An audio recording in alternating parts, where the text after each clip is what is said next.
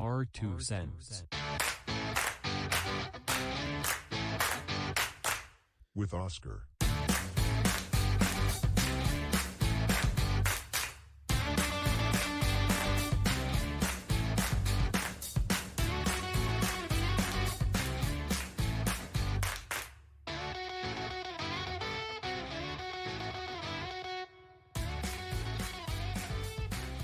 Welcome back to Our 2 Cents. We're back in Roxor Studios with your host, Oscar, doing it again.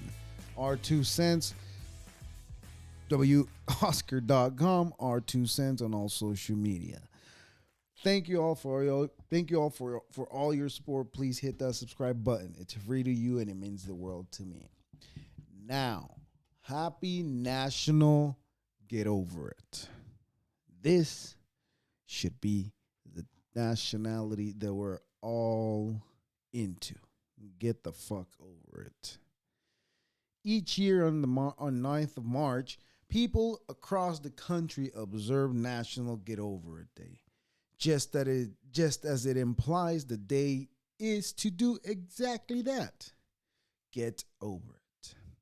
It may be a variety of things. Sometimes we need to get over the small things like spilled milk or traffic.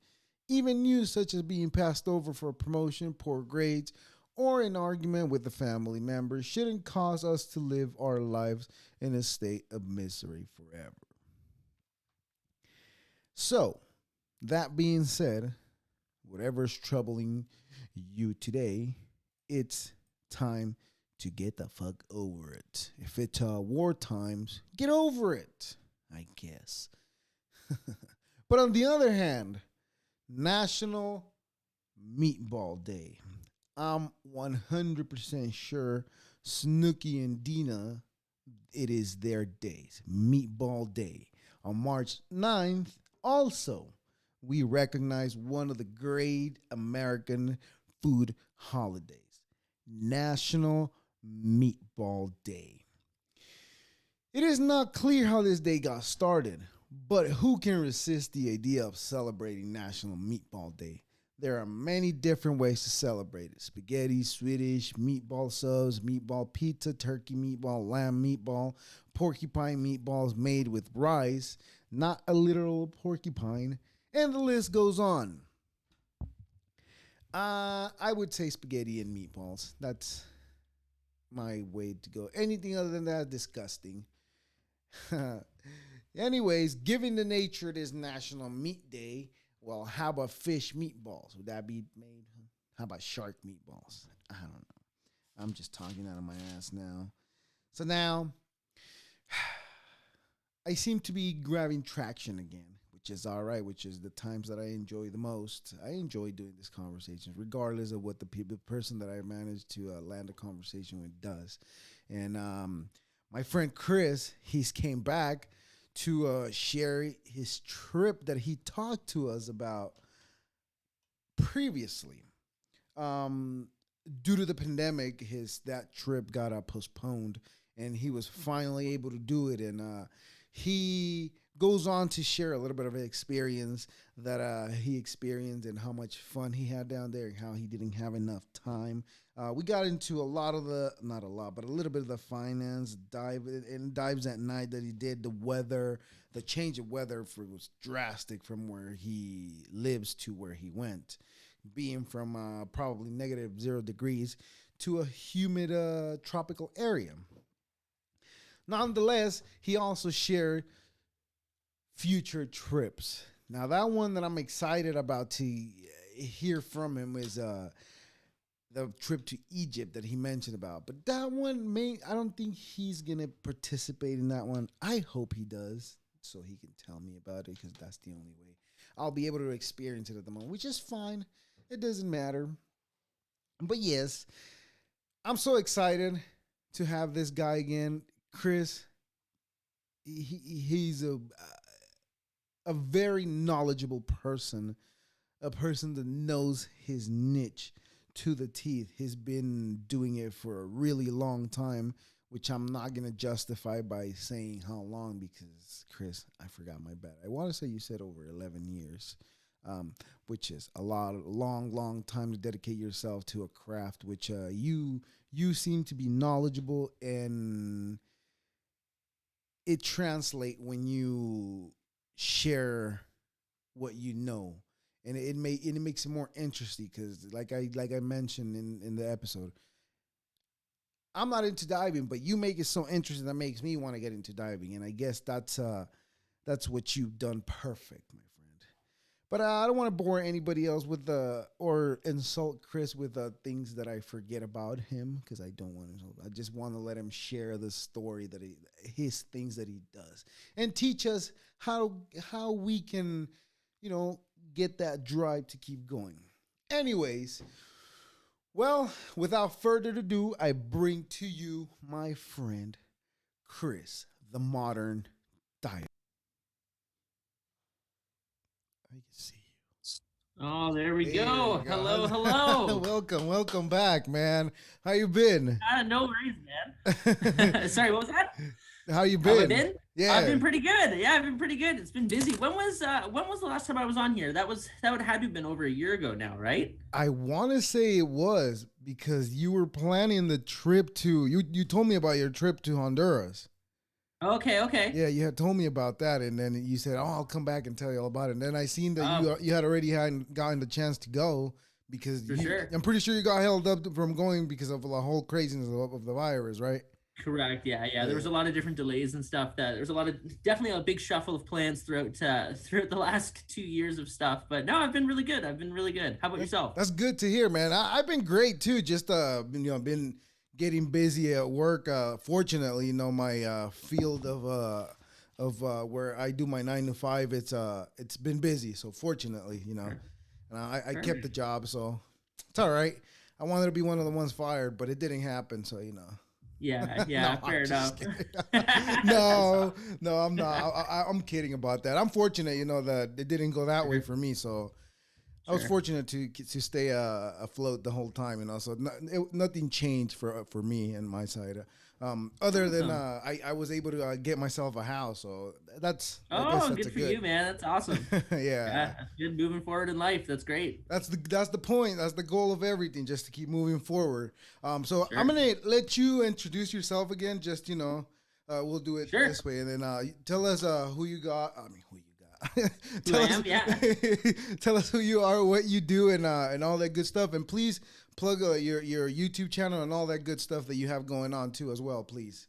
Of course. Perfect. Well, thank you very much, Oscar. It's an honor to be back here on the R2 Cents podcast. And for those of you guys who don't know me, my name is Chris Foisey. I am the creator of the Modern Diver channel. I am also one of Patty's newly elected ambassadors, which is Patty is one of the largest scuba diving training agencies in the world. So I'm helping them between both helping them within the agency as well as throughout my own channel. I'm dedicated to educating modern divers and just really promoting the sport of diving and helping educate both non divers, newly certified divers, and experienced divers about the changes within the industry and just how to be a better diver in the long run.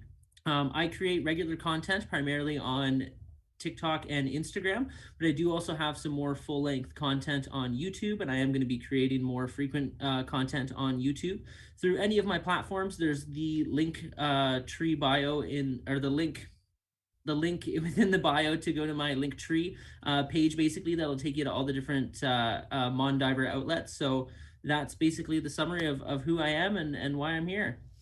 Hell yeah, that's good. I'm glad to have gotten the opportunity to have this conversation with you again. Mm-hmm. I honestly I do this and I never know where it's gonna go. Usually, we start with I start with the intention of asking, oh, what do you do? Wanting to know how you do what you do. But then Sure, somewhere along the line is just goes a different direction, But sure. that's, I'm not so I never plan. I never pre-planned questions or anything like that. But anyways, Awesome. yeah, no, I wanted to ask about the trip that you Of did. course. Like, okay, tell me when a person that does what you do, when you travel outside the country, outside the country that you live in, Mhm. how do you prepare for the travel, And do you take your own gear or do you rent out a gear over there? Awesome. Yeah. That's a great question. So, scuba diving is a very interesting sport, right? Because you are going into a pretty dangerous environment, and our scuba diving equipment can very much be considered life support equipment. So you have a few different levels of scuba diving. There's recreational diving, there's technical diving, there's professional diving, and so on. So each style of diving does kind of require its own type of equipment, and the emphasis on high quality equipment can become more important in some of the later stages of diving than it does in some of the more recreational stages of diving. As you mentioned, now that the world's kind of starting to open back up, we've been able to start doing some trips again, which is awesome. So pre-COVID, we used to do a lot of travel, and obviously now we're starting to get back into it as well. So the dive shop that I work for here in Southern Ontario is called Dan's Dive Shop, and we run trips usually once a month. During the winter months, we'll run trips abroad. So those are usually outside of Canada. And then during the summer months, when the local dive season is in full swing, we run trips within Canada, usually diving the Great Lakes and different things like that. Most recently, I led a group of 16 divers to Roatan, Honduras. So this was a trip that was booked about over a year in advance. The cool thing when doing dive destination trips is the trip is dedicated around diving. So, for example, this trip was 7 days in Roatan, Honduras. We stayed at Anthony Keys Resort, which is actually a diver's resort. They've been around for, it was over 30 years now, and they tailor primarily to dive groups. And basically, this trip was organized, obviously planned through us, but also in conjunction with Anthony Keys. And we brought a group large enough to have our own dedicated boat. And basically, we arrived in Honduras. Most divers do choose to bring their own equipment with them, especially when you get to here in the Great Lakes, because there's such a greater emphasis on safety. A lot of divers here tend to have their own equipment already, and it's usually not that big of a deal to travel with it. I say that as I traveled to Roatan with 4 bags, but it's still easier than trying to rent stuff down there. There's a lot of different things that you have to bring, such as exposure protection, your regulators, your BCDs, lights, cameras, fins, gloves, hood, mask, other different types of safety accessories. Usually the items that you don't bring on a dive trip are cylinders, so your dive tanks, and then your lead weights. Cylinders are usually specified to specific regions. So I can't necessarily take a cylinder from Canada and take it to Australia, for example, and expect them to be able to fill it because it's not built to Australian standards. Okay. So usually you don't travel with cylinders. And then regarding the lead weight, for obvious reasons, lead is very heavy. So if we are traveling with a lot of weight, we want to avoid carrying that in our bag. So most dive resorts will often supply you with your tanks and your weights. So the way that this Roatan trip worked was basically we had 16 people. Most of them were here in Ontario, but we did have 2 people joining us from Texas. Okay. And the group pretty much met in Roatan. So everyone that was here in Ontario flew out of Toronto together. We were all on one flight. And then we met our friends that from Texas. They met us down in Roatan already, right from the resort, because Anthony Keys is designed as a diver's resort. They had a representative at the airport to meet us. They have a truck that takes your dive equipment, and they're expecting multiple bags because they know we're traveling with heavy equipment. And then that truck will deliver it right to your cabin. And then they had a separate bus for us to hop into, and then they took us to the resort. First day we have our orientation, which talks about the resort and how everything works. And then from there we had a 19 dive package. So over the next 5 days, we had between 3 to 4 dives planned each day. So we would go out for a dive usually at 8:15 in the morning, 10:15 in the morning, 2:15 in the afternoon, and then some dives, some days on, I believe it was Tuesday and Thursday, we also had night dives scheduled for leaving at like 8:15 or 7:15 or something along those lines. So it's definitely a full week, and the resort really takes care of a lot of the logistics as far as filling the tanks and loading them on and off of the boat. But as a diver, it's really cool because it allows you to experience obviously a different environment than what we get to experience here. But when you go to these dedicated dive trips, especially since we were a group large enough to have our own boat, it was basically just a bunch of friends diving in the tropics for a week. So we knew everybody on the boat. The dive shop knew that we were a reputable shop, and we were all pretty confident divers. So we got to do some dives that not the average diver would get a chance to do, because we had the choice of where we wanted to go, because we weren't just following kind of the generic group of tourists there. But the trip itself was really good. I logged in. I didn't get a chance to do all 19 dives. I think I did about 18.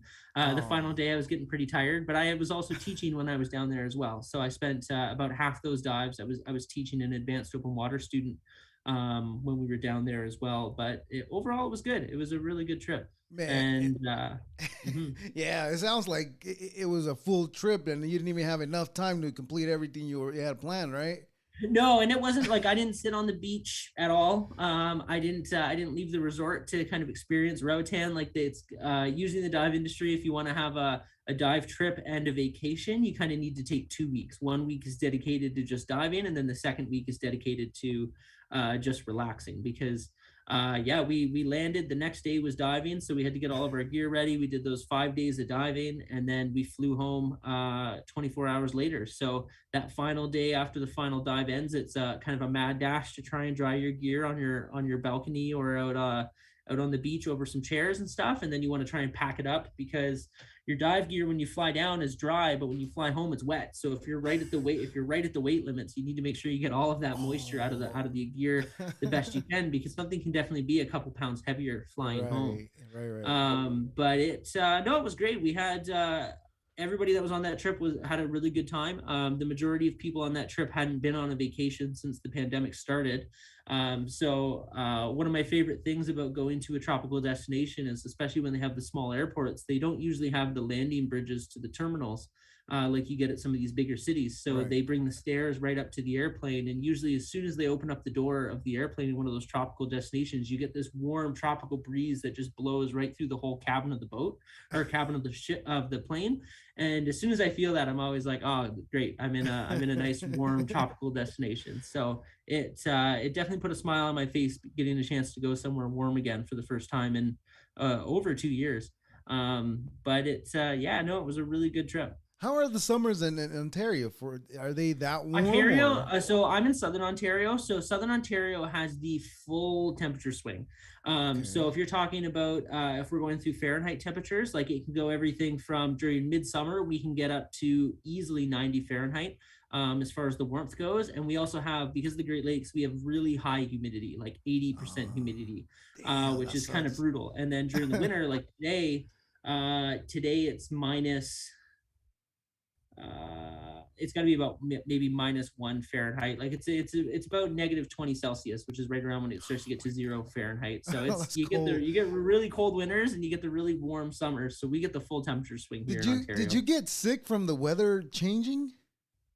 A little bit. Did you get the I've got some sniffles? pretty severe allergies and stuff. So Oh, usually okay. around the spring, I usually do tend to get pretty sick as the pollen and everything starts to come back up. But you do your body kind of gets used to it. You do get Okay. adjusted to it. During Well, the that's summer, good. like I said, it's really humid and hot, so you're kind of always wet and sticky.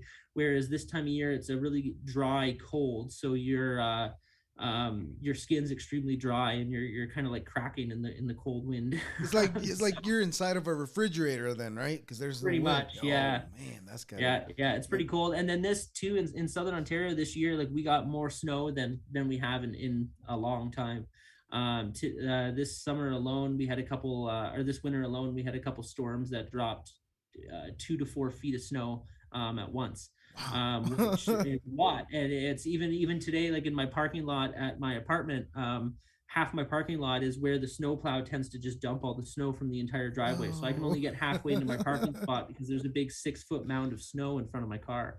And Okay. that'll take a couple weeks to melt. That's going to be there for a bit. So does that Uh, mean you can't move your car? That's what that means? I'm kind of behind. I was able to be behind it, but if my car was there when the snowplow plugged it in, then yes, I would be stuck.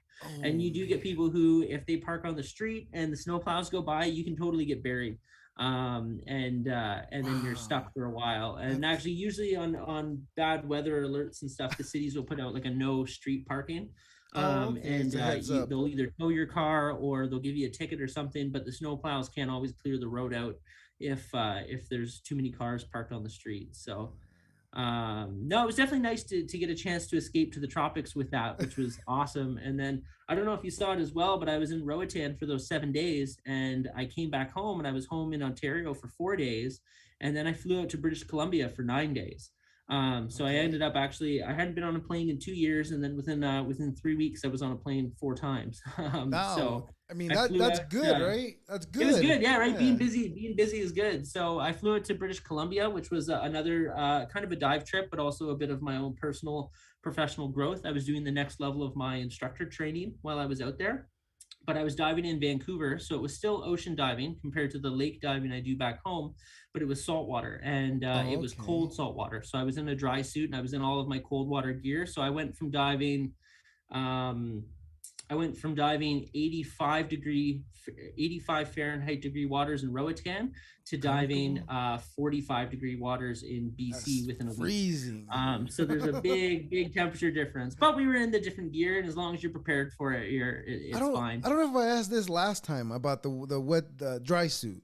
Now, Sure. the dry suit, does it keep you dry, or it's got to get some moisture in there, right? Or am I wrong? For the most part, if it's working properly, it's supposed to keep you dry. So your dry suit is a watertight suit, and you've got wrist seals on your wrist as well as your neck. And there's a Um, waterproof zipper, and you've got an inflation valve and an exhaust valve. So as you zip up and get into the water, the only part of you that's actually getting wet is your hands, or and then your neck up. So we wear wetsuit oh, gloves or a wetsuit hood, and you can even get dry gloves, so even your hands stay dry. And then throughout the dive, you're adding air to your suit to kind of inflate the suit around you to create this insulative barrier of air. So if everything works perfectly, yes, you do stay pretty much completely dry throughout the dive. do you But there sweat? are a couple things that can change this. Like if there's a big temperature difference between your body and the water, like you can get some condensation starting to build up. Oh, okay, okay. If it's really hot summers, like I mentioned, we have really hot summers here in Ontario, but at depth it's extremely cold. So you have to wear the thicker undergarments when you're on the boat. And Okay. what happens is, like in the summer, you're dying of heat because it's like 90 degrees Fahrenheit. You're wearing this winter coat, and you're trying to get in the water. And then as soon as you get in the water, you start to get deeper underwater, and it starts to get really cold, and you start to feel Changes. cold because you got your undergarments all wet in sweat, pretty much. So then that So starts getting. there's a lot of elements that have to come together for it to work just perfect. But for the most part, yes, a dry suit does keep you completely dry, and you could, in theory, dive with the clothes I'm wearing right now underneath it, and I could come up and take my dry suit off, and I could go to dinner with my parents after that if I wanted to. Kind of like James Bond, right? He would get out Yeah, of the totally. water and That's drop exactly it. that's exactly what it is. Yeah, exactly what it is. I've Okay. known some divers that have done like destination weddings where they've scuba dived up to the beach, and they've gotten out of their suit with out of their dry suits with their suit and jacket on. So it That's does happen. That does. It's a goal for some divers for right. sure. That would be pretty remarkable if you're in that world and then that's how you start off your wedding, right? Just by Yeah, diving right. under the Exactly. water. That's Yeah. nice. That's So, nice. but it was pretty cool. Like, and when I was in Roatan, like I was flying with all of my warm water gear, and then I came home and I had just a mad dash to repack everything for cold water. So I definitely flew to BC with more gear than I had in Roatan. And then Roatan, I was doing recreational diving because I was leading a group of recreational divers. Whereas in British Columbia, I was doing technical diving. So I had more equipment with me. I had heavier equipment with me because we were doing more serious diving when we were out there. Right. Oh, okay, okay. Now I know you're an instructor. Mm-hmm. We don't have you don't have to disclose any numbers or anything like that. But I'm just Sure. the financing the trips. Now, Mm-hmm. does that you have sponsors or does that come out of your pocket? It kind of depends on it. So, for example, like with the Roatan trip, when you lead group travel as a business, right? It's usually just planned into the package as a store overhead, right? To have a staff member there, because like I was in Roatan, but again, it wasn't really vacation for me. It was a lot of work. So I was That's what teaching I when was I was gonna down ask. there. I had all the itinerary for everyone, so I had to make sure everyone got checked in at the airport okay. I had to make sure everyone got checked in at the hotel and stuff. So that was definitely more of a work trip, Mm. which is a perk of my job because it costs me pretty much almost nothing, and a lot of times I get paid when I'm down there, which is nice as well if I'm teaching and doing things like that. So that's great, right? You kind of living the dream. And Yeah. then regarding the British Columbia trip, that was myself. So that trip Oh, was just okay. sponsored by myself because again, that was my own professional development, to be able to kind of grow as an instructor and hopefully unlock the next tier of training to really specialize in the industry, which would be really cool. And part of that had to do with the PADI ambassadorship as well. As mentioned, PADI is the Professional Association of Diving Instructors. So PADI is the largest scuba diving training agency in the world, and I've been a PADI instructor for 5 years now, and I've my first level of certification was a PADI open water course 11 years ago. So that's they're definitely a cool agency. They're an American company. They're actually based in California. But then there's also PADI Canada, which is the regional head office for the Canadian dive industry. So when I went out to BC, I was there to do the next level of my PADI instructor training with a course director that lives in BC. But I also had a chance to connect with PADI Canada because I am the only PADI ambassador in Canada. So that's pretty exciting news, and I'm going to be working with them this year to help promote cold water diving and help promote diving in Canada, because it is a smaller market than the US for a lot of different reasons. But at the end of the day, the vast majority of scuba diving media and promotions and different things like that all really tailor towards warm water diving. Whereas when you talk to most experienced divers that have had a chance to do a lot of cold water diving, they often prefer cold water diving over warm water diving. You have a chance to see larger creatures. You can see just as healthy or more impressive reefs in places like British Columbia or the East Coast or other places around the world in cold water environments. So there's definitely a really large untapped market in the cold water diving community. And the cool thing with modern day equipment is you can be warm in cold water. I was in Roatan, as I mentioned, and I was wearing a 5mm wetsuit, which is a pretty thick wetsuit for down south. But I'm so used to being in a dry suit, I'm kind of wimpy now when it comes to water temperatures in general. But we were in Roatan and it was plenty warm. And we have like an underwater notebook that you can write to each other. And there was one dive I wrote to my buddy and I said, I missed my dry suit. And that was in the tropics because I was cold. I was after you do 2, 3, 4 dives in a day, you start to get cold. Your body can't really build that heat back up. But with a dry suit, you're wearing this dry suit undergarments and you're staying warm before the dive, during the dive, and after the dive. So your body is able to retain that heat a lot better. And you've got layering options as well. So when we were out in BC, I was actually probably more comfortable in the water than I was when I was out in Roatan. So you can easily explore these cold water environments nowadays. And if you've got the money, you can even get heated dry suit undergarments for your dry suit. So you've got the dry suit on, you've got the dry undergarments underneath it, but you can also get a battery pack that'll then turn on a heated vest, for example, and you can be pretty much wrapped in a heated blanket while you're diving. That's what I was gonna say. I've seen those heated jackets too. That you exactly. You're getting them in the construction industry. They're a lot more popular. You get the DeWalt jackets or the Milwaukee jackets, different things like that. So in diving, they're a little different because if our suit floods, which can happen in an emergency, you don't want to get electrocuted. Right, of course. But the technology is there. The technology is there to be able to comfortably explore pretty much any type of environment. So it's really what I'm really excited to work with PADI Canada to help promote cold water diving moving forward. Yeah, man, that's great. You found the perfect job that I guess everybody who's looking to not have a job, but can't find another route, but you stuck with it and you're making I don't know, something bigger than what it already was with it, and I'm glad I get to have this talks with you, and I get to see the videos that you post too.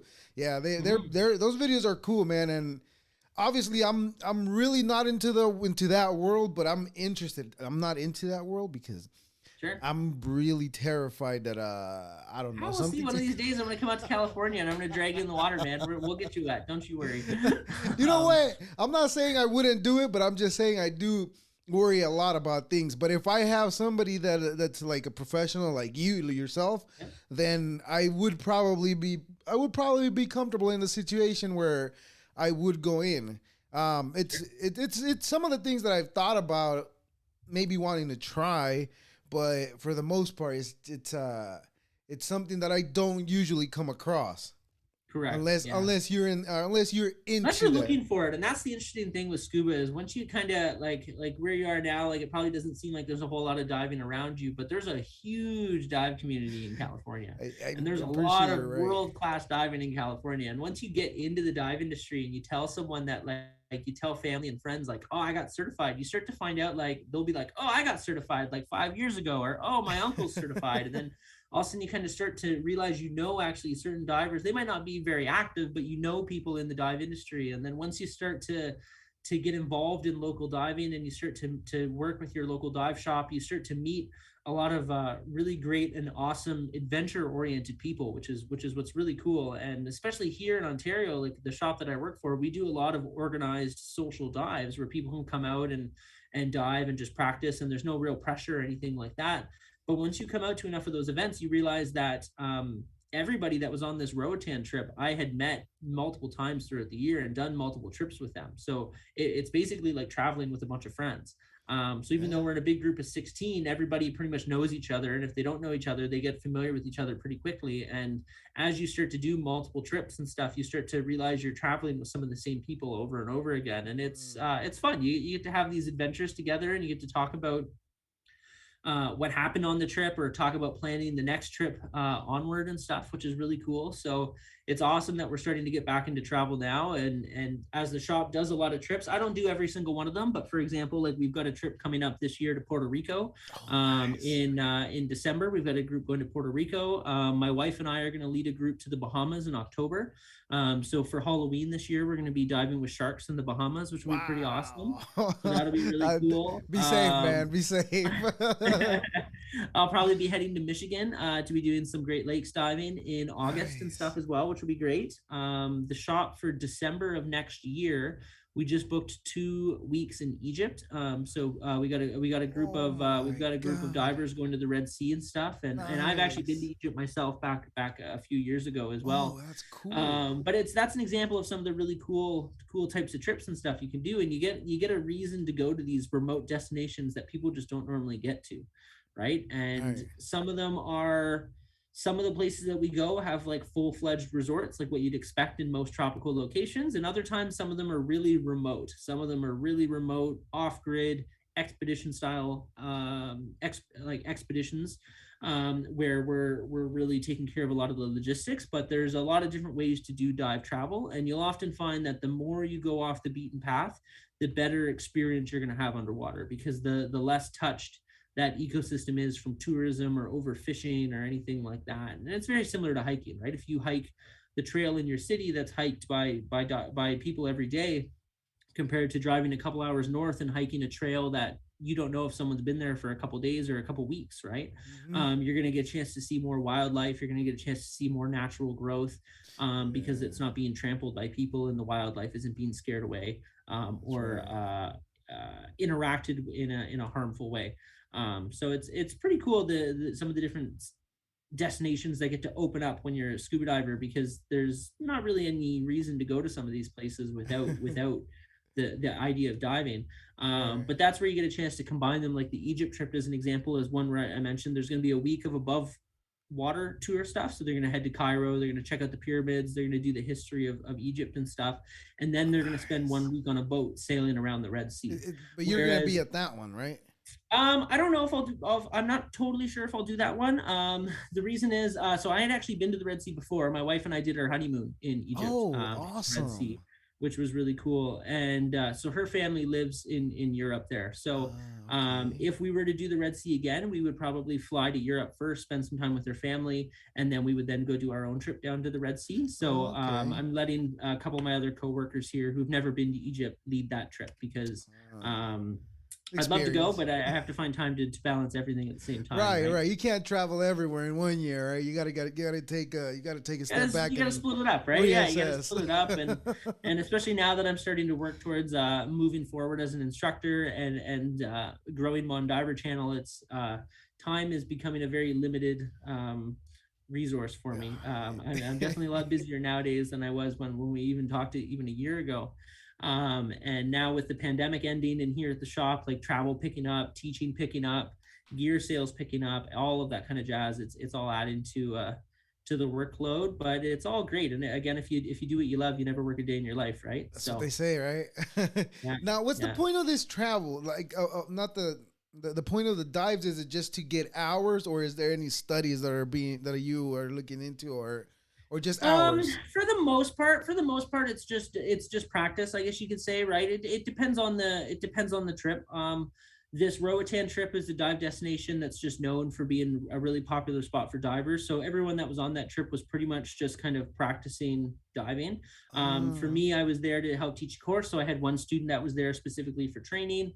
I was doing my own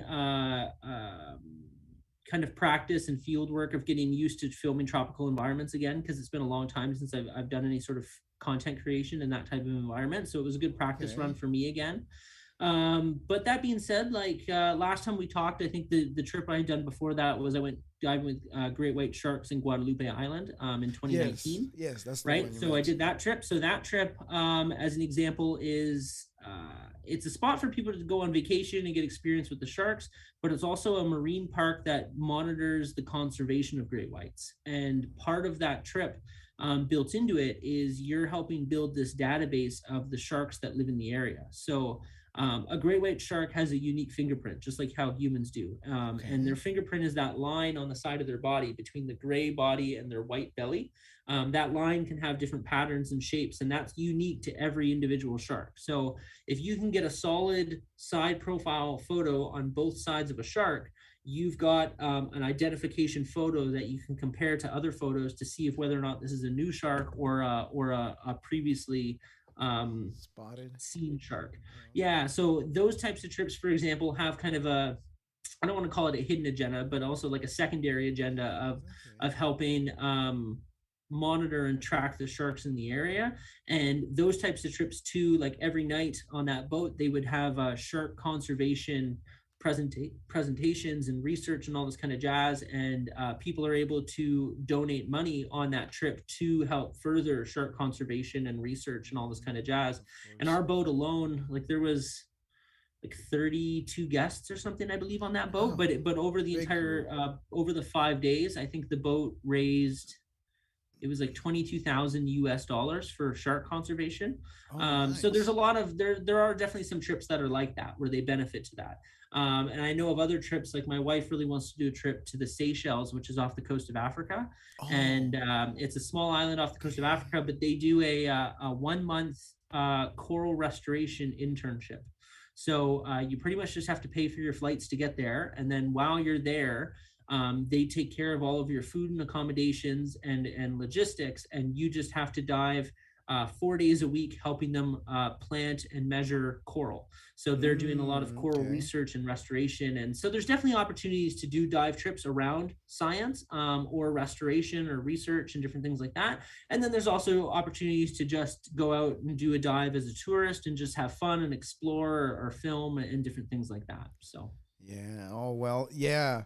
That's the. I wonder. That's why I was thinking. Like, are the point of the trips like just to get diving hours? Because there's an amount of hours that you have to put right in order to be certified or stuff like that. sometimes, yeah, like the recreational diving, not so much. Like recreational diving, there's a minimum number of dives you have to do within your course, but it's not really based on hours.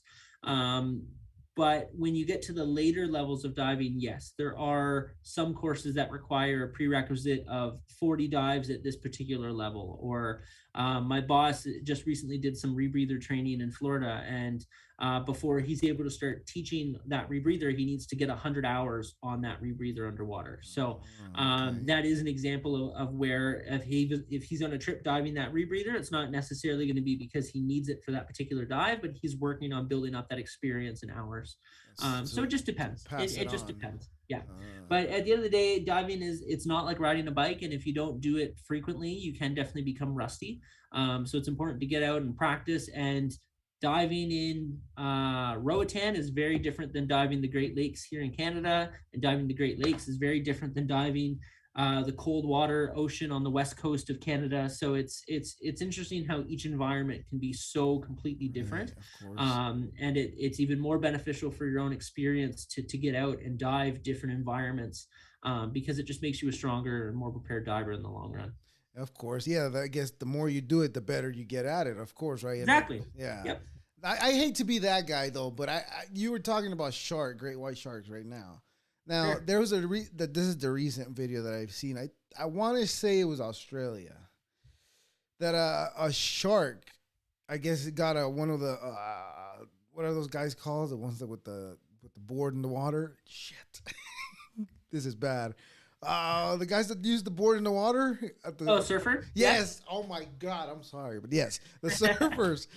There was a surfer, I guess, that got he got ate by a shark. Hmm. Does that not? How does that make you feel when you see something like that happening? So, sharks are extremely intelligent animals, right? Right. And there's a lot of different things that can come into play for when a human gets injured by a shark. For the most part, it's usually a case of mistaken identity. As an example, sharks are very conservative animals, so they're trying to conserve power and they're trying to be extremely safe when they hunt. So, usually, a shark will only go for an injured or an old animal. If a shark Hmm. is stalking a pod of seals, for example, they will go for the slowest and the weakest or the oldest one. They're not going to go for the alpha seal because they don't want to risk getting hurt in a fight and they don't want to waste more energy than they need to, right? Right. Sharks have a lot of curiosity. They're usually referenced to have similar curiosity to a cat. So some of them can be more Mm. curious, other ones can be more timid. But at the end of the day, they don't have hands. So when a shark isn't sure what something is, it'll usually go up to it and it'll bite it. And it'll just do a nice Tasting it. soft bite and release just to check what it is, right? Very similar to how a cat will kind of bite someone's hand or it'll bite a wire, like, you know what I mean? Like that's how they feel things. Right. So anytime you see a surfer come out of the water and they've got just like a peppered line of bite marks on their chest, right? Or like that surfboard, like the teeth marks, Hmm. right? Anytime that they have that, there's teeth marks. That means the shark wasn't trying to bite and eat it. It was biting and then letting go because it wasn't sure what this was. Sharks have a lot of different sensors on their head, like they can detect blood in the water, they can detect movement, and they can detect splashing from really far distances away. But they also have eyes, and they have really good eyesight. However, water isn't always crystal clear, especially when there are large waves. So one of the most common things that happens to surfers is they are usually surfing in water that has really poor visibility. So the shark can hear the splashing and it can sense the splashing, but it can't necessarily see what it is, right? Mm. Another downside is when a surfer is laying on their board and they're on their stomach and they're kicking and paddling, they give the silhouette of a seal. Or Right. another type of animal swimming. So, in all honesty, that shark has no idea that shark assumes it's going after some sort of sick animal that's splashing in the water. Right. Right. So, it takes a level of just kind of education, I guess, to be smart about when you're doing stuff. Like if you're surfing in really choppy, low visibility water and there's a lot of sharks around, you're kind of taking a somewhat unnecessary risk, right? It'd be like Yeah. going camping. It'd be like going hiking in a bear infested forest with a bunch of meat sandwiches in your backpack. It's not a good Like idea. yeah, you're probably not the best idea. But for divers, when we're diving with sharks, usually we're in clear conditions and they don't see us as food at all. Like your regulator, the part that you breathe from, is very loud to them, so they think it's like a machine. Every time you Mm. inhale and exhale bubbles, right? A normal fish doesn't do that, so they don't see you as any part of their food chain. They might come by close to be like, well, what is this weird thing blowing bubbles? But they don't see you as any of their normal prey, right? It's Right. really only times that divers get attacked by divers is if they're doing something stupid like trying to feed the shark something, like they spearfish a fish and they're trying to feed it by hand or something, right? That's again just not a smart thing to do. Yeah. Or diving in an environment where again you're risking that mistaken identity. It's just like those guys that own those big cats, right? It's like I don't think that's a good Yeah. idea, man. Yeah, exactly, right? Like there's still wild animals at the end of the day, right? Yeah. You can spend a lot of time with them, but you got to be smart because their instincts can kick in at any point. And all of those kind of wild predators or alpha predators, they all have these really sharp instincts for self-preservation, and if they start to feel threatened, that's when they're going to start to attack or lash out or anything like that. And again, that doesn't always necessarily translate to them trying to eat you like as food. It's them trying to protect themselves, or they think you're part of their food chain by mistake. Right. Yeah. Yeah. I know that. No, I just wanted to see what your thought was on that, because Sure. obviously I think the same thing. It's just it's not a smart idea if you don't know your environment. But I was gonna say that on this video, on this recent video that I've seen, I don't know how recent the video was captured, but in this video, it looked like the shark just came at him and just it didn't even try to taste him. It just ripped him And that apart. could have been a situation of from a distance, right? His splashing and kicking, right, seemed like a sick seal. Mhm. And if a sharks can go weeks without eating, right? Like 1 to 2 weeks without eating. So when That's they have an long. opportunity to eat something, they're going to take it. That's way too long for So in me. that situation, yeah. So in that situation, that shark for some reason thought that was food, and took the opportunity to try and snatch it. Male sharks and female sharks are very different as well. Oh, Depends on the okay. shark species, but in great whites, for example, male sharks are a lot smaller. They're a lot more aggressive, and they swim a lot quicker. Male sharks will oftentimes fight over food and stuff as well, whereas Mm. female sharks in the great white shark world are the alphas. And a female great white is often about 30% bigger than a male. And when a female is in the area, all of the males will actually back off, and the female has priority. And females are a lot more calm, I guess you could say. They will usually circle their food slowly and kind of scope it out, and they will only go after it if it's like minimal effort. Oh, Or they'll okay. let a male kind of attack it, and then they'll come in and then take the food from the male, because the male will always offer its food to the female. That's So it interesting. is an interesting, yeah, it is a super interesting kind of world that they live in, and different shark species are gonna react differently to this. But that's kind of how the great whites work. And they're primarily pretty solitary. They only really congregate in big areas certain times of the year, which is somewhat believed to be related to mating, but they're still really Mm. trying to figure that all out. They don't actually know where great white sharks reproduce. There's theories of where they are and where they mate and all this kind of jazz, but they usually don't. They don't actually know. And that's kind of the crazy thing with some marine life is they're every year they're finding out new things and new environments for these types of species, because they know that usually pre-pregnancy they're hanging out in Guadalupe, which is where I was diving with them, and they know Okay. there's an island on the west coast somewhere. I can't remember where it is. It's kind of near.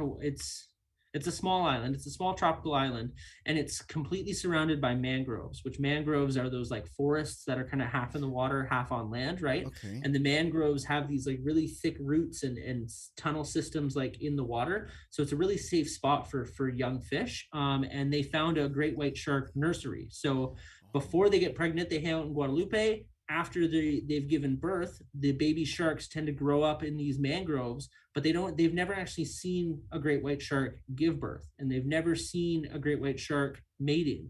And they don't know where they hang out during the majority of their pregnancy, right? There are some videos of pregnant great whites off the coast of Hawaii, which is why sometimes Hawaii is known as having the biggest great whites in the world, and that's usually related to they'll see pregnant females in Hawaii.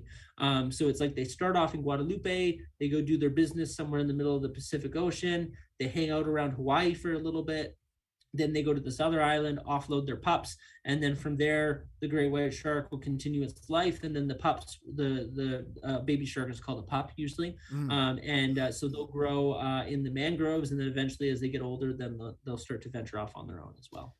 Now I know you said that if you know the area that you're, in your case, diving, that you're pretty safe around them, right? Because if you know how to read their movements and all that good stuff, right? Now, their vision at night, is it better or is it worse, or does it make a difference? Um, it's probably better. I don't. I'll admit I'm not 100% sure on that. I'm assuming it's probably better because most sharks do hunt at night. Um, Oh, okay. I believe it's mostly because a lot of other fish tend to sleep at night, so there's less noise, I guess, for them. Like their sensors aren't going to be picking up a million little things moving. They're only going to be picking up a couple things here and there. But at the same time, they oftentimes will go after a fish that's sleeping. So like a reef shark will often look for a big fish that's just sleeping. So they Something must have easy. good eyesight because that fish isn't necessarily moving. Their sensors might be strong enough to pick up its heartbeat or maybe some really minor movements Makes of that sense. fish. But I guess really it depends on the shark. Great whites, by my understanding, have really good vision. But there are some other sharks that are pretty much blind. Okay. There's a couple like deep sea sharks. There's the Greenland shark, for Right. example, I see. the really old one. Most of the Greenland sharks have they actually have like cataracts, so their eyes. The older ones, their eyes look pretty much completely glazed over because it's just such an old fish that their eyes have pretty much gone away. Or you get certain types of sharks that are prone to getting like parasites kind of on their eyes, like some sort of little fish. And Uh-huh. again, it's kind of like their eye is just kind of gone. It doesn't really work anymore. So at that Yeah. point, they're trusting just their senses to really live and continue living. And some sharks can do that no problem. So it just depends on the type of shark and the environment you're in. Oh, okay, Yeah. makes sense. Now, for you, do you enjoy it better at night now? Because I know the dark could be pretty scary. At least for me. I mean, I don't like the Sure. dark. But but is it? Do you enjoy more diving at night or during the day? um, bit of both. There's definitely there's pros and cons to both, right? So Okay. day diving is awesome because if you've got really clear visibility and a lot of ambient light, like it's cool, right? You can see everything around you. But there's kind of a common saying in the dive industry, like how do you make an old dive site new again? Do it at night. Right, so night dives are cool to go to a spot. Night dives are a good spot to go to if you've dove that spot a lot before, because it adds a new element to it, and you can start to see different marine life at night than you do during the day. During the day, you'll get a lot of the different, like in a tropical situation. During the day, you'll get a lot of just like the normal reef fish, but then at night they will all hide, and then all of like the horseshoe crabs and the stingrays and the lobsters and the sharks and all those are all going to come out at night. So you don't normally see those during the day. So you can Okay. get this complete change of ecosystems, which is That's pretty cool to crazy. see. Obviously, with a night dive, you can have limited. You can't see as much around you, so having a bright dive light is important. You can also run into situations in the tropics where you get phosphorescence in the water. So that's where certain marine life, when they are disturbed, they kind of create sparks like fireflies. Okay. So when we were in Roatan, we did one night dive and we all covered our lights and we were like waving our hands in the water and it was creating sparks Wow. kind of in the water. That's So it's super cool, right? nice. Really, it's a real trip to see in person. So that's so it's pretty cool to kind of see stuff like that. Um, when I did that trip, we're going to in the Bahamas in October. I've done that trip before a few years ago, and there's one dive site there that we did. We did a night dive on a plane, and it was one of like I don't know if it's true. I'm pretty sure it's true. But the resort said it, or the boat said it. But it was one of Pablo Escobar's drug planes that had crashed off one of the islands in the Bahamas. What? He used to drop like cocaine from it, and then I guess it just hit the water too much and it crashed. And it's cool. It's got some history to it, but it's not that big of a plane. It's pretty broken up. It's in a really shallow spot. So during the day, it's a pretty lame dive because you can see everything in about 5 minutes, right? Oh, okay. But if you do it at night, it Changes. it turns the dive into like this half hour 40-minute dive because you have to go around with your flashlight to scan every little spot of it. And then like we saw an octopus on that dive and some stingrays Wow. and things. So night dives can definitely make a dive site more interesting just by adding that element of limited visibility and limited ambient light.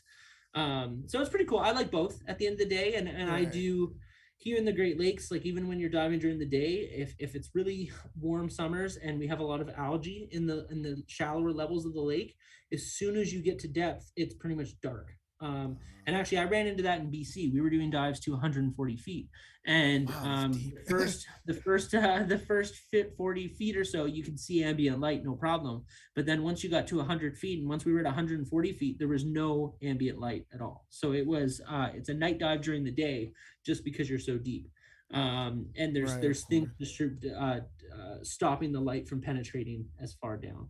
Now, do you have to is it decompress when you come out of Compressed. yeah, when you come out of Yep. that depth or you could just Correct. Yeah. So that's where in Roatan I was doing recreational diving. So right. recreational diving is defined as shallower than 130 feet. and staying within your no decompression limits, right? So a diver, for example, if breathing air, can go to a depth of about 100 feet and stay underwater for, I believe it's around 18 minutes, and then be able to come up without having to do any mandatory decompression, right? So a recreational diver is nice because if they run into an emergency underwater, they can pretty much always just ascend to the surface and not really have to worry about it, right? Technical diving is going past recreational limits. So this is where you start to go past 130 feet, so deeper than the recreational limit. You start to go past your no decompression limit. So you do run into mandatory decompression on the way up. And then also any sort of overhead environment like a cave or deep into a shipwreck, those are considered technical diving as well and past recreational limits, because you have to know how to handle emergencies underwater and at depth. Because if we do a decompression dive, like that dive we did to 140 feet, because technically if we went to 140 feet for, let's say, 2 minutes, right, like just really quick down and then back up, right, you can come up without having to do any decompression. That's fine. But the longer you spend at depth, the more inert gases your body starts to absorb, and you need to allow those gases to come out of solution as you start to ascend. So the longer you spend underwater, the longer decompression you're going to have. So we were doing 20 minutes at 140 feet, and that gave us about 20 minutes of decompression on the way back up. So we went down to 140 feet for 20 minutes, and then we went up to 70 feet. We did a 5-minute stop at 70 feet. We did a gas switch to a different type of decompression gas. And then we went up to, and then every 10 feet increment, we had another couple minutes all the way up until the shallowest stop, which was another longer stop. So the thing with mandatory decompression is no matter what's happening, we have to do that 20 minutes of decompression. It doesn't matter if my dive buddy is unconscious or having a seizure or something like that. I have to respond to them. I have to help hold the reg in their mouth, and I have to, regardless of what's happening, I have to do those decompression stops. I wasn't even thinking about that. Now you just gave me more anxiety right now. I'm just No, thinking of but again, in recreational diving, that's not the case. Recreational diving, you're good. Recreational diving, you don't have to worry about that. I know, but I'm saying, like, as far as having you with your partner, you know, you're comfortable with them and you know that they know what they're doing, but then you come across this situation where they have like a seizure, like you just explained. Sure. I'm like, obviously I'm not trained, but obviously you wouldn't know what to do, but it gives me anxiety to know that I'm not trained. Sure. So sure. that's the whole thing with technical diving is technical diving just adds a really another big element to it. And it's a lot more about it's more in-depth dive planning. There's more emphasis on emergency management. There's more emphasis on understanding what risks there are and managing those risks in a responsible way. Like technical diving, there's no real way to do to keep any dive 100% safe, right? Like there's always going to be risks associated with it. There's always chances of gear failures, but you can make the dive more safe by planning for those emergencies accordingly, right? Like as an example, when we go into a cave, you have to have a minimum of 3 lights, right? You're only planning to have your 1 light, but if that 1 light dies on you, you've got a backup, and then via standards, you also have another backup. And everybody in the team has 3 lights. So if you have 3 divers, there's 9 lights between all 3 divers. So the chances of all 9 lights dying in a cave are extremely poor. But we still go through skills and learning of how to get out of a cave in complete darkness. So you're always training and planning for the worst case scenario.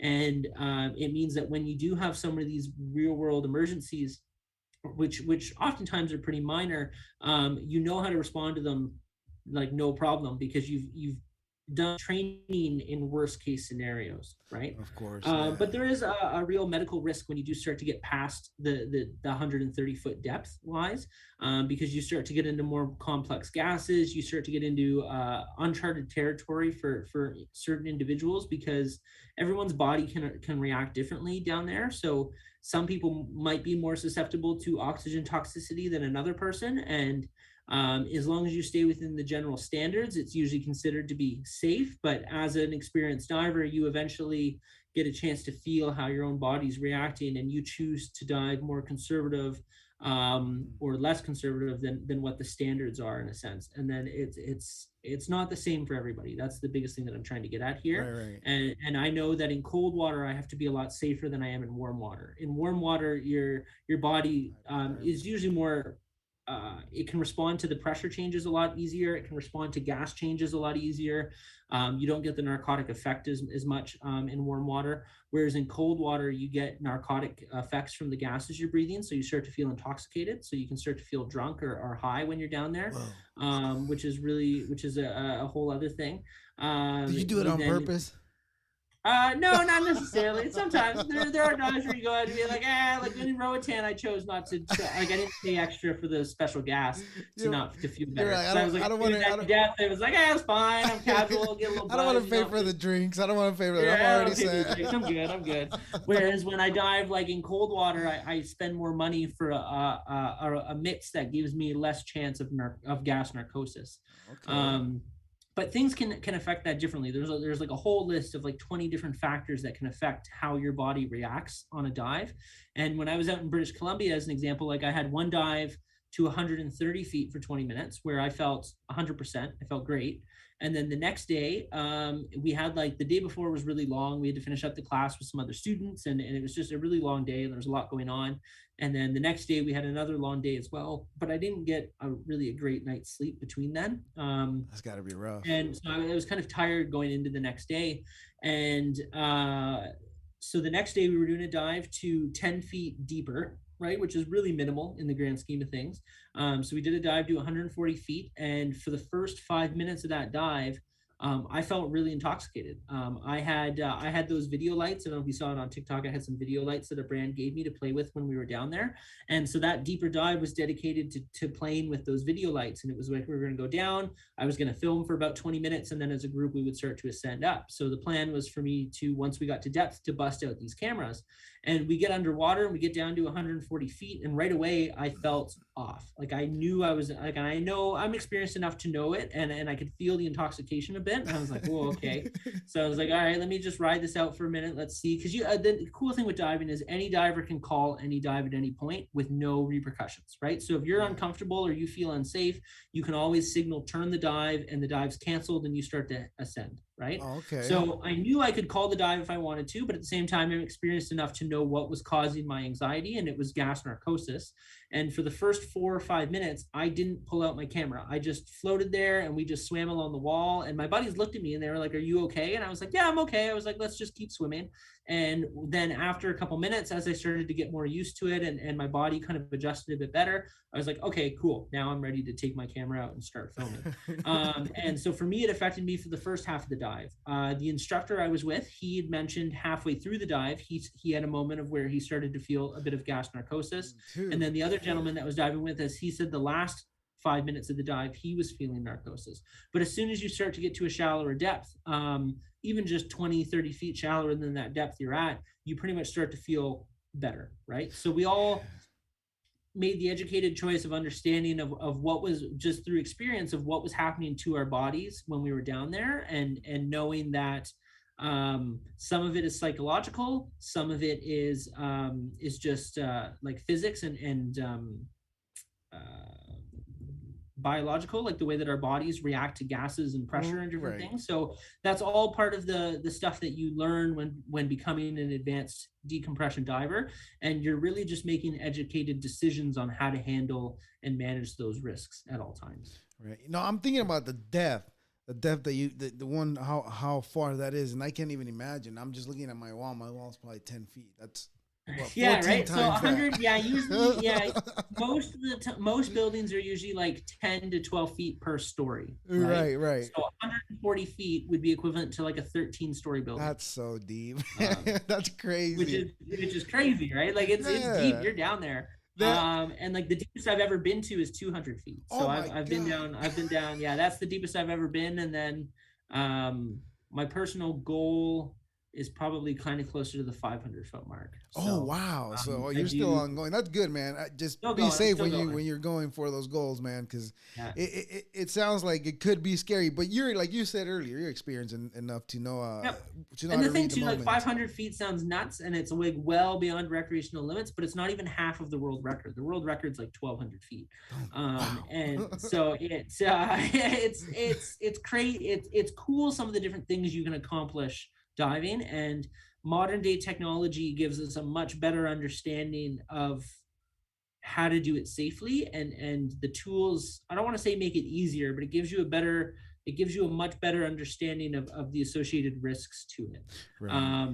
Because divers in the old days used to do stuff to do these really crazy deep depths that nowadays would be considered like, you can't do that, you shouldn't have done that, right? And they lived, and some people will live through that, some people might not, but it was a like the pioneer days of diving were literally just testing, like, oh, let's just see what happens. Yeah, but it had to And go even through that though. technical diving can sometimes be like that, especially once you start to get past the 300-foot level. At that point, there, most Right. training only gets you to about 300 feet. And then from 300 feet, you have all of the training and knowledge to do a dive deeper than that. It just comes down to logistics and of whether or not there's actually a reason to do it, right? Like, you shouldn't just go diving to 500 feet because you're trying to hit the goal of 500 feet. No, It's you just have to. stupid and You have to. unnecessary risk. Yeah. But there are some really cool shipwrecks here in the Great Lakes that are at 400 or 500 feet that I would love to go and see. And one thing I want to try to get into more this year, and I started to play with it a little bit last year, was underwater photogrammetry. And I'm not sure how much you're into like 3D printing or kind of graphic design or anything like that, I but know a photogrammetry little is bit. where you take, I don't know anything, I photogrammetry should is say. where you take a series of photos, like I'm talking like hundreds of photos of an object, right? So if say you have your car in your parking lot, Okay. you can go out to your car, and with a camera, pretty much any camera, you can go around it and take a couple hundred photos, all at different orientations, and then you can bring that back to your computer to a program, and that program can then slice all of those photos together and create a 3D object. And that 3D object can be cleaned up a bit, and then that 3D object can be used for manipulation on a screen, so you can look around it and you can see it, and you can put that in a video game. That's how a lot of things are made for video games, to be honest. What? Or you could do something like 3D printing. You can 3D print an object.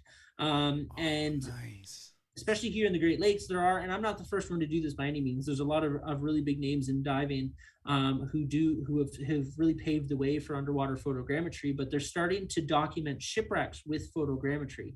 And the cool thing with this is you can, for someone like yourself that doesn't dive, you can go to certain websites and there's like catalogs of these shipwrecks, and you can look at a 3D model of what this shipwreck looks like underwater, and you can manipulate Okay. it and look at it, and you can survey it, and you can study it, right? It allows you to Right. spend a lot of time looking at it and studying it.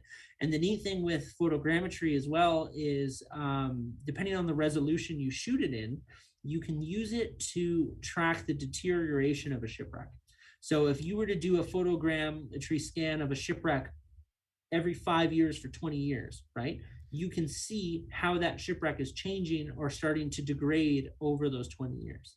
I'm pretty So sure. Yeah. there's a lot of cool reasons to go out and do this. So that's kind of, if I was to do a dive to 500 feet to see one of these really high end shipwrecks, the goal would be to try and get a good 3D scan of it, because there probably isn't one out there already. And if we ever go back to it another couple years later, it'd be cool to do another scan and kind of survey it. And you can use that as an educational tool to help preserve the history of the shipwrecks, but also um, um, have a reason to go see these really cool Of things as course, well. and to learn what, like, what's the damage that's being done from the Right. trash being there as well. Because technically it's trash if we really think about it, even though it's something that was I guess historical, right? Because Yep.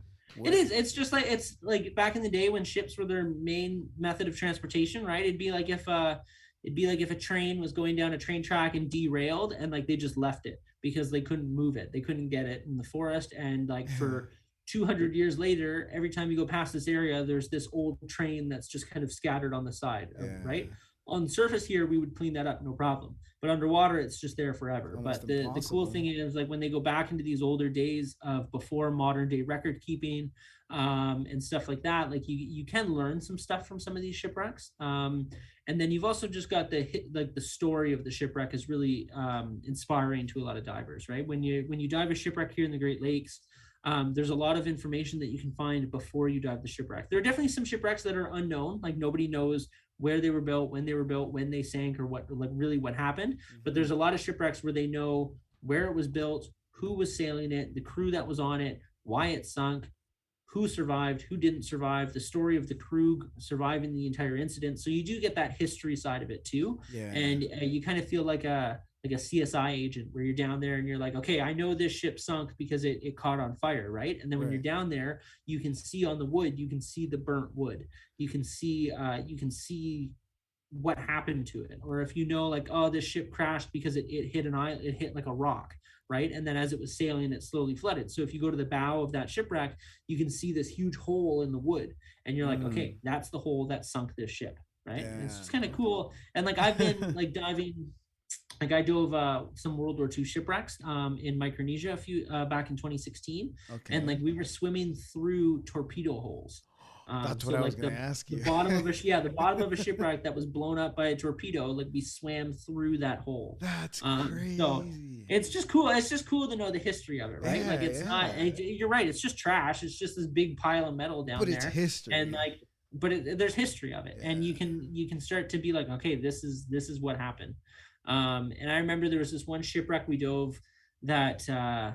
I don't know, it was like a plane was shooting it or something, but it was carrying a bunch of ammunitions, and so the cargo hold exploded, and like this ship was like, it was like a modern day like freighter. It was a big metal ship, and the entire ship was just ripped open and bloomed, and like the sheet metal on the side and the huge I-beams, like everything was just bent like a pop can, like, and it was just the amount of power. Yeah, and just the amount of power and force that it would take to bend a metal ship like that is like, it's pretty crazy to think of. And like, just being down there and just being able to see it, it was just like, wow, okay, this was a big explosion, whatever it was that caused this. Or Godzilla did it. Or Godzilla. It could have been Godzilla, right? Or maybe it was carrying salmon and Godzilla ripped it open and took a couple bites out of it, right? Right.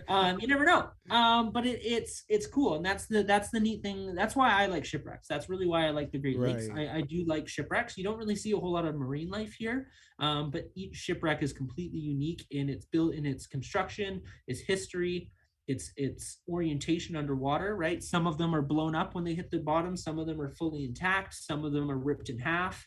Some of them caught on fire. Like there's a lot of really cool types of things to see on shipwrecks underwater. I bet. And a lot of it is uncharted pretty much, because I mean, not a lot of people are going down there to look at them, you know, and it's just a certain group of people like yourself that takes the time to go check that out, and it keeps the history of whatever happened to that, you know, alive, because obviously, like you create content and you share it to the world, and then people get to see it, and then they know that there was a ship, and if you wanted to get more into depth, you could find out exactly where it was going and all that good stuff about it. Yeah, totally. And like they find new shipwrecks every year. That's the thing too. The Great Lakes, like we talked about this a little bit last time I was on, but the Great Lakes have estimated between 6,000 and 10,000 shipwrecks. Wow, there's plenty to research. And not all of them have been found. Only about 3,000 to 4,000 of them have been found. So there's a lot of unknown shipwrecks in the Great Lakes. And I saw an article a couple weeks ago that NOAA, the American agency, is going to do the first 100% scan of Lake Erie. So starting this summer, they're going to go through and they're going to side scan sonar the entire lake. Which is really cool, because that means they're going to find some cool stuff, and they're going to find a lot of just kind of lumps that are considered points of interest. And then who knows, maybe they'll publicly announce it, or maybe they'll just slowly go through and check it off. But most of those lumps are going to be something. They're either going to be a shipwreck, or they're going to be maybe some sort of cool geological feature. I know in one of the lakes around here, at like a depth of like 80 feet, there's like an ancient waterfall. So you can tell that back when the water levels used to be a lot lower. So sometime between the ice age and now, when the ice had melted, but the water levels were a lot lower. It looks like you can see it in the rock on the bottom that there was like a stream that went to this cliff, and then there was another like 100-foot cliff underwater that went down to another stream. So it's you can just tell that at some point thousands of years ago there used to be a river and a waterfall right there. Wow. Right, and like That's that's kind of just cool crazy. stuff like that. And like Yeah. here in Canada, like we have a lot of there's a lot of native artifacts at those depths. So that's where you can tell they all kind of start to go together as well. Like there's a spot in Lake Michigan, I believe. They call it the underwater Stonehenge. And it's not very deep. It's only in about 60 feet of water. Oh, And wow. there's carvings on the rock of these like giant sloth like creatures from like from like the ice age. So it's Right. estimated that these carvings are like 10,000 years old or something. Wow. That's And it's an crazy. example of when again the water level was a lot lower. The Native Americans were living there, and they were doing what they did during their time on that land. But it's cool some of the things you can find underwater like that. Yeah, Um, you know what? That never even crossed my mind. But now that you bring it up, it's just like I'm thinking about how many things were lost because of floods. You know, mhm, and totally, most religions have like a flooding story totally. in their belief. You know, and it makes me wonder like where did all that body of water come from and where did it go? Things fluctuate, right? And that's where like as the polar ice caps start to melt, then the water levels are going to rise, and the water levels now aren't like the highest they've ever been. They've been higher than this in the past at times before as well. And then we have an ice age. There's more ice in the polar cap, so the water level drops. But like a good example of this is like humans don't really like change. Of course, right? And we have a really small and we You're have a really telling me. small window we have a really small window of like modern day history. So for example, like Florida is a good example. Most of Florida is only a couple feet above seawater, sea level. Right. And like my parents own a place in Florida, and I'll admit in Time to probably sell. 30 years, It's gonna sink. in about 30 years, it's going to be underwater. Like it's real. It will happen. And that's the thing. As humans build, you think right now like this vacation property is great because it's right on the edge of the water, but in the grand scheme of things, right, if the globe's Gone. warming up and the water level starts to rise, right, that's going to be submerged, The and then geography's eventually gonna change. something might happen, yeah, whether it be global warming or a super volcano or some other sort of global event. The world will probably fall into some sort of ice age again, where you're going to get all this ice building up in the North Pole, which is going to in the North and South Pole, which is then going to drain the water levels down in the middle of the world, like the oceans, and then the water level will drop again, right? The Mm-hmm. world breathes almost, right? Look, if Yeah. you look at it in a time scale of thousands of years, the world is breathing. It's hot, Stages. it's cold, the water levels are changing, the mountains are changing, the continents are moving, right? Like it's a very fluid world. It's not static.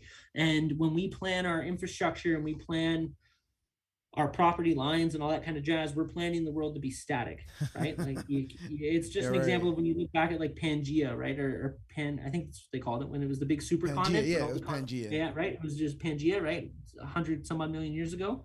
Um, right. If you tell people right now that eventually Miami is going to touch Florida again at some point, they're going to be like, not in my lifetime, so they don't really Right. care about it. But Our life. statistically, there's a Right. chance, right, in some time in the next 100 million some odd years, right, there could be a chance that Florida could eventually start to touch Africa again, because the No one continents are knows. always shifting and Yeah. moving, right? So it's just interesting. It's cool some of the things you can see underwater, and that's why I like cave diving, because cave diving is like a time capsule.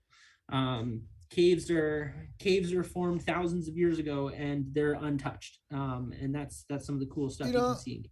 you say cave diving, and all I could think is I've seen a lot of those videos of those dudes that go in, not in underwater, but off of water. Is that what it's called? Off of water, regulars. Sure, like out of the water, like a Yeah, dry out cave, of you mean, right? water, right?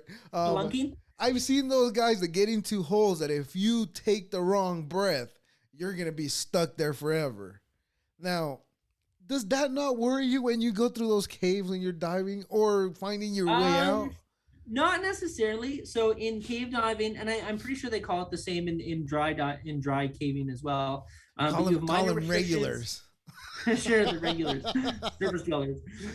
So basically, you have minor restrictions, you have major restrictions, right? So they're the most caves, and there's a lot of caves that you won't ever go through a restriction like that. Especially because scuba Okay. diving, you've got your tanks on your back, and you're thicker, you're a bigger Perfect. person Yeah, makes for sense. sure. But there are definitely caves where there are restrictions like that, and divers have to remove their gear and then wiggle their gear through first, and then wiggle their body through first, and so on and so forth. But um, dry like underwater caving compared to dry caving, I actually think is like I like it better, Of because course. you don't have to worry about gravity, at least, right? Like I don't have to worry about falling deeper into the cave and then Yeah. not having a rope and not being able to climb up this rope and stuff like that. And when you're going through a tight spot, right? Like you're in a normal cave, like you have the weight of your body holding you on the floor, right? So Right. you don't, if you push, right, you're just going to fall back to the bottom, right? Whereas scuba diving, you're able to get that neutral buoyancy, and you're able to float through Through it, it. Yeah. right? So it's really not as it's not as tight in a lot of ways. When you look at normal people doing spelunking and going into caves in like in a dry environment, you'll see that they normally are like covered in dirt and they're sweating and Oh there's yeah. bat poo and spider webs all over the place, right? All kinds of Underwater, you crap. don't get that. It's clean. Everything under there's nothing underwater, right? So it's like it's also yeah, I don't know. It's just like it's a cleaner experience too, Okay, and but you're not like what if you get that thing? I forgot what it was called. I can't remember the word. I'm trying. Where you feel drunk? You said. yeah, Yeah. intoxication, What yeah, if you get narcosis. that in the cave? Yeah, so that can happen. It totally can happen, and that's where like narcosis itself isn't dangerous. Narcosis. It's what you can do to yourself while under the influence that's dangerous. And there's ways to mitigate that risk. So that's where dive planning comes into play. Like if I know that the water temperature is going to be this, and I know that at this depth, in this temperature, this gas mixture makes me feel narcotic, but a different gas mixture won't, then I'll go with that other gas mixture, right? Like you can Okay. tweak it accordingly there. Oh, that makes sense. Or if you planned to not experience any narcosis at depth and then you did start to experience it, that'd be a situation of where hopefully you're responsible enough and mature enough to say like, hey, I'm not feeling this, let's turn the dive, Call let's it go back, back. and nobody else in the team is going to care, right? It's nobody, um, even though like you're all out there and you had a goal to go see something, right? Nobody wants to go to that end goal with the risk of somebody in the team having a real emergency or panic, Right. because that puts us all at risk, right? Yeah. If somebody on the team starts to panic at depth, that's really hard to deal with, because people, it's hard to get someone to stop panicking, and that's where they have a risk of kind of drowning themselves as well as you. In the event that they have an emergency and they God forbid, become unresponsive for some reason, right? Then it's also a risk to me to have to try and bring them back up. So you want to avoid those types of emergencies more than anything. So if someone's not comfortable on a dive, it's not worth dragging them past it because you're trying to see some special Right. rock or something, Yeah. right? You Same. just take them back, plan the dive again another day, and either give it another attempt with the same team or go with a more experienced diver at the time. That's where that dive is more within their limits. Right. Um, and cave diving's not for everyone, and that's the thing. Like all types of diving isn't for everyone. Like there are some people that tropical diving is probably usually considered the easiest, but there are definitely some advanced tropical dives for sure. Whereas like freshwater diving, where you have sometimes limited visibility, it isn't for everyone. That's where you've got really like it's really hazy and cloudy around you, Okay. and then you combine that with a night dive and stuff, and that's like nightmare fuel for a lot of You're people. swimming. You're diving So blind. kinda, right? I think you saw. I'm pretty sure I saw you like it, but I had around Christmas somebody asked me what was my biggest scare underwater, and I reshared a video that I took in the fall of doing a night dive and coming in, and I only had like 4 or 5 feet visibility, so I could only see a couple feet in front of me, and I bumped into a 6 foot sturgeon, Oh, and I like remember this that. Yes. Yeah. yeah, right. And you could hear me, and in the video, you could hear me screaming to my regulator, right? That's And scary. that's an example of like for me, like that was cool. Like it was honestly that dive. The goal was to find that sturgeon. And Well, you honestly, like we found knew it. they were It supposed found to be you. there. We knew they were supposed to be there. I had done some research on some old studies in the 90s and the early 2000s that said they were most active 2 hours after sunset. So for that dive Okay. specifically, we decided to meet 2 hours after sunset, and we Just dove check it at out. like 10 p.m. where we knew in theory they should be out, and we ran into a big freaking sturgeon. Nice. So my theory worked, which was awesome. But there's not as an example, like that dive is interesting because like if I'm there with a dive buddy or a friend, right? Like Right. I'm pretty fearless. Like I don't feel I've got my light, I've got a buddy with me, and like I feel good. I don't really worry too much. But if I did that dive solo, which I am certified to do dives by myself, but if I did that dive solo, it would have scared the hell out of me. I wouldn't have done it. I can do solo dives during the day. I can't do solo dives at night. They just freak me out for some reason. Your mind starts playing tricks with you, and like you just like I don't know. Start You don't seeing know. shadows. At least like even if there's another dive buddy there, like it's not going to help. There's not anything to be scared of down there, but psychologically it just makes you feel a little bit better. Of There's strength in course, numbers. you're out of your element. Yeah. Yeah, exactly. Yeah. But like I remember that dive was funny because like I have two buddies from high school that dive as well, nowhere Oh, near as nice. much as I do, but I got them certified a couple years ago, and this past year they started getting back into it. And my one buddy Sean came on that night dive with me for the sturgeon. And I remember we came up after the dive, and I was just like, "Oh, that was awesome! Like, how'd you like that?" And he was like, "Hi." He's like, "Dude, if you weren't there, I probably would have died." I was like, and he was like, he enjoyed the dive, and we went down and did a second dive. But he straight up said, he's like, "If you weren't there, I would have panicked and died." He was like, Well, I can see why. I mean, by yourself, sure. especially like you said, your mind playing tricks on you, and then Yeah, totally. yeah, you being out of your element doesn't help. Yeah, and I've had students before that I've done night dives with, and they've come out of the water. And I had another student that said, he's like, I think it's important to know in life what you like and what you don't. And he's like, that I don't like, right? And then he does day diving, but he doesn't do night diving. Yeah, that's good. At least you know where you're more comfortable. Exactly, Yeah. exactly. So it's all about knowing your limits and taking your time and building the experience and just slowly easing into it, right? Like again, I've been diving this May will be 11 years that I've been diving. Nice, nice. That's a whole So again, decade and some. I've been, yeah. So I've been diving since I was 18. I'm 29 now. Beautiful. And I've logged 1,400 some odd dives. I've trained over 300 students over the years. I've had a chance to travel all over the world to do different types of dives and dive environments, and I continuously push forward, right? That's why I took a course this year, and I last year, like the last 2 years, I've challenged myself a lot with just the modern diver stuff. um Mhm. and the cool thing too, like when we first talked last time, like modern diver started off by me just sharing videos from those trips I had done over the last 8 years before I started Mon Diver, right? So I had like hundreds of gigs of video that I had filmed just by GoPro as a tourist, and I had no real use for any of them. And then when the pandemic happened and I was under lockdown and I was bored, and then I started posting like just little snippets of dive footage with music and stuff, and then it started to blow up, and people on TikTok really enjoyed it. And then right around the time that you and me did that first interview, that was when my channel was transitioning to people asking me questions, and that's where like people would ask a question, and then I would answer the question, and then that would lead to more questions, and I would answer those questions. And then Mondiver now is very different than that, from what it was in the early days, because now my channel is 90% me asking questions, right? It's Or evolving. answering questions. It's like a columnist kind of course. Right. Q&A. uh, yeah, like a Q&A kind of thing. So that's where, like, if you look at my page now, 9 out of 10 videos are me answering a comment, which is cool, because then it's not just me making a video of something that I think somebody's interested in, But you know right? what? It's literally I'm glad you said that, because this is what I wanted to say since the beginning.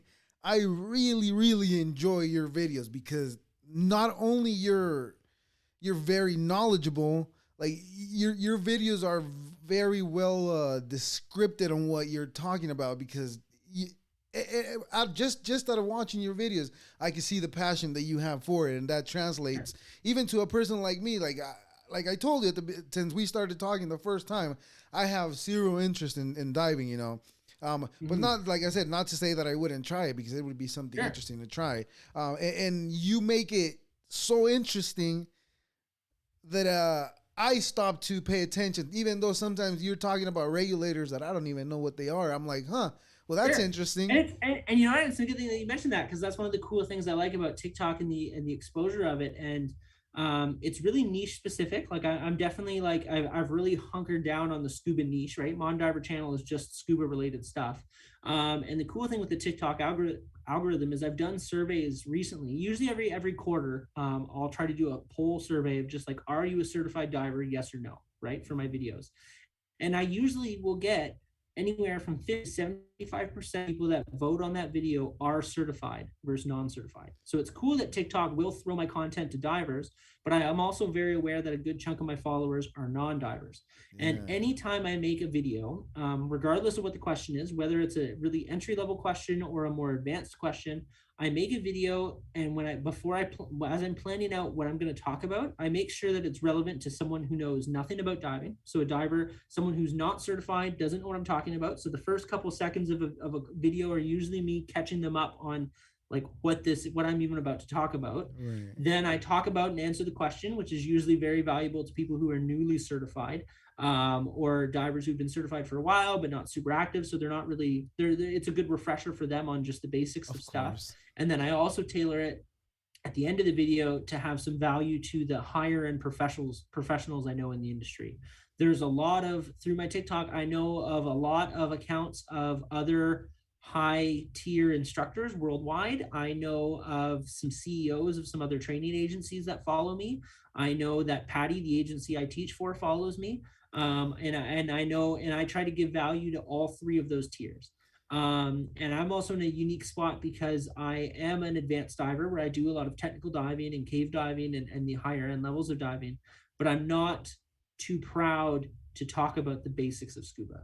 Right. And unfortunately, there's this really big gap that I've noticed with some other creators. You'll get these creators that are like strictly recreational, which is great. They do a lot of what I do as well, but they don't really know about the higher end level stuff. And then you'll get these higher end instructors or content creators that are really just heavy on just the tech end of things, and they don't talk about the basics.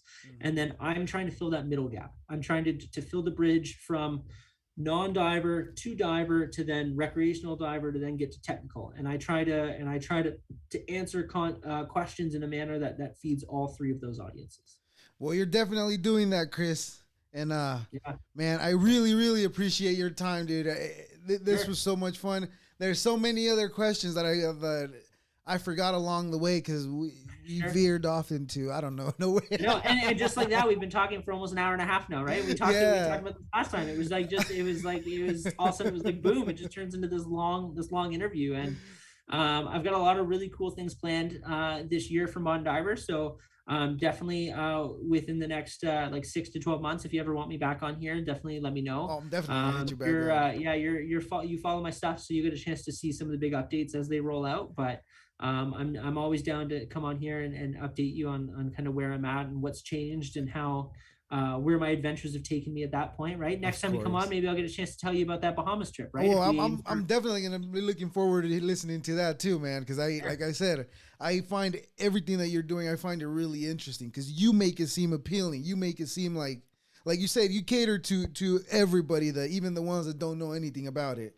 But yeah, Chris, thank you very much. I really, really appreciate your time. Thank you for giving me this conversation again. And please, one more time, plug everything you got going on and all your YouTube channel, your social media, and all that good stuff. Please go ahead and plug that again. Yeah, so like I said, I'm the creator of the Modern Diver channel. I primarily post content on TikTok and Instagram. Right now, those two accounts are pretty much mirrored. So if there's a lot of people out there that don't have TikTok, and if you don't have TikTok, you can follow me on Instagram and you'll get a chance to know that you see all the same content that I post on TikTok is posted on Instagram.